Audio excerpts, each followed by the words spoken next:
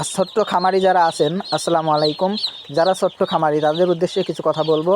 যারা যারা ছোট্ট খামারি মুরগি তুলতে চাচ্ছেন তারা যদি ঠিক এইভাবে ডেকোরেশন করতে পারেন তাইলে পরে আপনারা মুরগি পালন করতে পারবেন, তাছাড়া আপনারা মুরগি পালন করতে পারবেন না। কারণ দেখেন, এই দেখেন আমরা চারদিকে কিন্তু পলিথিন দিয়ে ঘিরে দিছি, চারিদিকে কিন্তু পলিথিন দিয়ে ঘিরে দিছি এবং বাইরেও পলিথিন দিয়ে ঘিরে দিছি, বাইরেও দিছি ভিতরেও দিছি।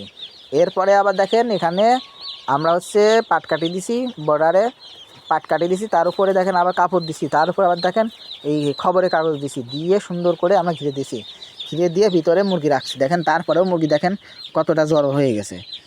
দেখেন ওই দেখেন মুরগি জড়ো হয়ে সব বসে আছে, দেখছেন? তো যদি আপনারা এইরকম যদি করতে পারেন তাইলে পরে পারবেন মুরগি পালন করতে, তাছাড়া পারবেন না। আর এই যে দেখেন আমাদের থার্মোমিটার, এরকম একটা থার্মোমিটার রাখবেন, চেক করবেন যে তাপমাত্রা কতটুকু, সে অবস্থার উপর নির্ভর করে ঘর ঘিরা দিবেন অথবা খুলে ফেলবেন।